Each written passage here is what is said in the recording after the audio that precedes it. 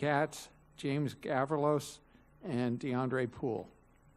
I don't believe Dr. Poole is here, so. Mr. Katz. Thank you. First, I just want to wish everybody a Happy New Year. I'll keep pretty brief tonight. I'll just thank you as a board for scheduling next week's workshop on teacher evaluations and acknowledging some of the concerns that I've voiced to you and that many of the teachers in the district have as well. So I look forward to next Wednesday and seeing the presentation from the district and hearing your responses to some of the obviously deficiencies and shortcomings that have been identified since the creation of the evaluations going back to 2011, 2012. So thank you very much for that. Thank you. And Mr. Katz, some of these legislative things that are pending, is FEA, do they give regular updates to CTA on what these issues are too? Yeah, we've got a couple bills that are more specific to unions, in addition to the bills related to funding and the bully bill, and obviously the school board term limit bill is of concern. Based on what I'm hearing, and I'm sure some of you have heard the same, that if it passes and it's retroactive, there's the possibility of governor appointments to people who have already exceeded the limits. Hopefully most of these things die. Sadly, as you're well aware, the House is as radical as it gets with regards to anti-public education policy. I'm praying that there are some rational moderates in the Senate who will, at a minimum, curtail some of the more extreme views, if not be able to defeat them. But yeah, we've got concerns about House Bill 25 and the teachers or union decert bill that would basically eliminate unions that fall under a certain percentage of membership. Yeah, that's the big one that we're focused on now, because unions outside of Palm Beach County, teachers unions do in some cases include other bargaining units. So teachers unions represent, the education support staff, as well as, the custodial staff and all that. So some of them are below the 50% threshold because of those other units that are incorporated within the teachers union. That's the big one we're fighting now. But as indicated, the funding is always one of our top concerns, because that directly correlates to what our potential negotiations might lead to. The fact that, again, they're trying to shortchange FRS and put more of that responsibility on the local governments than the states is a concern. That's an added cost. The charter pass-through money that you are being forced to give up, I feel like that's just the start. Once they see that the courts might shy away from enforcing your concerns or validating your concerns through court rulings, it just seems like it's a perpetual open season, as you know, on public education and teachers unions as well. So, all right, thank you very much. Thank Mr. Gavrilos. Justin, stick around. I want to shout out to you and your team. As you know, the Education Foundation is the nexus between the private and the business community in the world of education. And each month I try to give you one more facet of what we do. One of the programs in which we take great pride is something called the Winners Scholarship. The Winners Scholarship was the brainchild of a visionary, Mr. Jan Winkler, and his wife, Hermaine Dresner. And I do share with this board, Jan is not in good health and sadly is failing. And maybe near the end of a very courageous battle, an amazing man.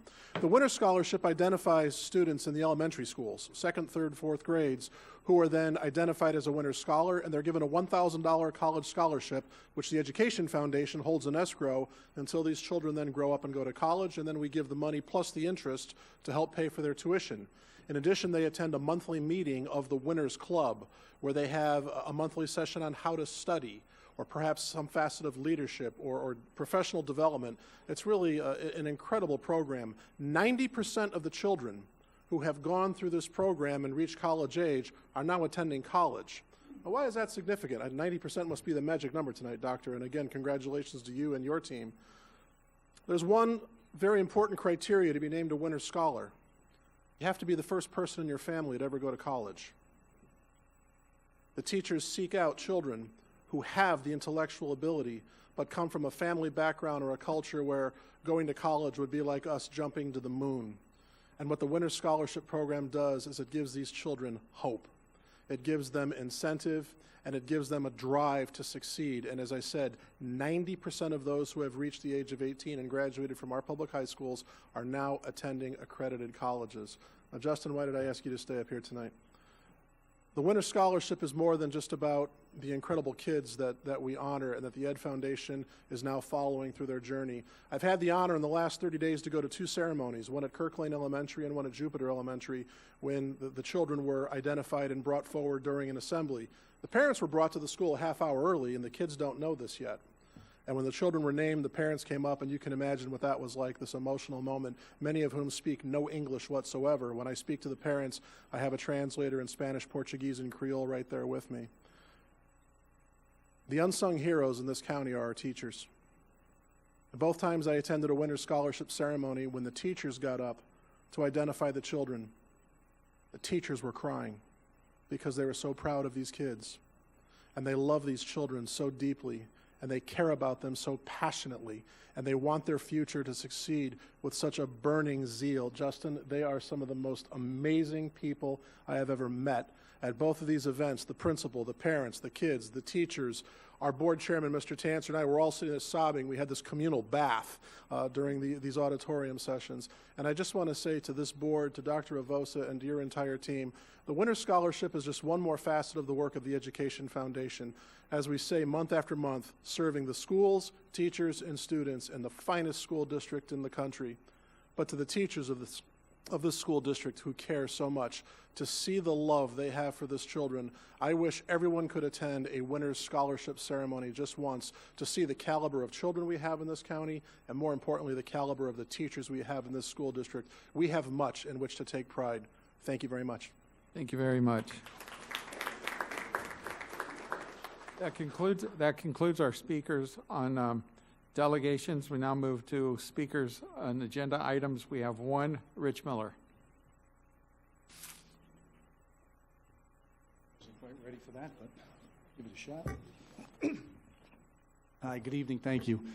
I'm speaking tonight as a parent. I'm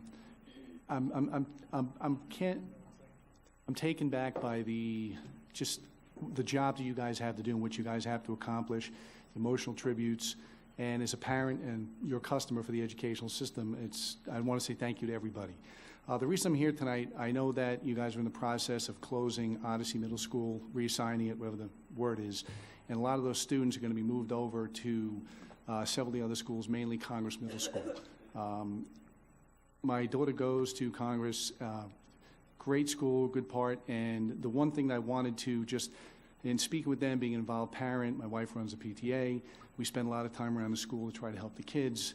I just want to ask you guys to please, and I've said it before, I've spoken before you, please try to ensure that they have the resources that they need, because you're talking about bringing 300-400 kids from the hard knock neighborhoods over to another school to kind of mush this together and integrate it, which is fine. But in speaking with the school, I know that they've delivered you guys a list of things that they need. They've asked for them. Where the rubber hits the road, the one thing you can't measure, and I saw it tonight, I saw one of the ladies with her heartfelt, just the things that she's seen go on in the past week and stuff. You can't measure heart. And heart is something that I see in these schools and why I stick to the public education for my daughter. And I just want to say that with a lot of the moving parts, I know you guys are making the best of a difficult situation. A lot of people are unhappy, lots of different things. I get approached by a lot of parents. They ask me to, thoughts, ideas, organize, get behind, and they really want to support the people that support them. I do hear a lot of people talk continually about supporting kids from the difficult neighborhoods and from this and from that. They're all kids to me. And to me, I see a lot of these kids, and it opened my eyes to it. They come up against a lot of blowback all the time, and just kind of with that default kind of people looking kind of down a little bit at them and stuff like that. I don't see it that way, and I see a really good product over Congress. I see the opportunity with the grant, and there's been concern about that with some of the numbers that are involved. You guys know the math that's involved, and I'm just asking you as a parent and someone from the community, and I know there's a lot of parents that are very concerned, just please see to it that they have what they need. They need things for education, for support for the students, for security for the students as well.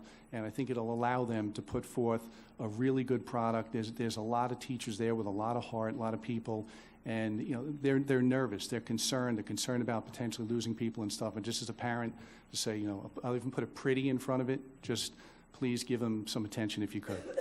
And thank you. Thank you very much. We move now to the consent agenda. Are there any other items anyone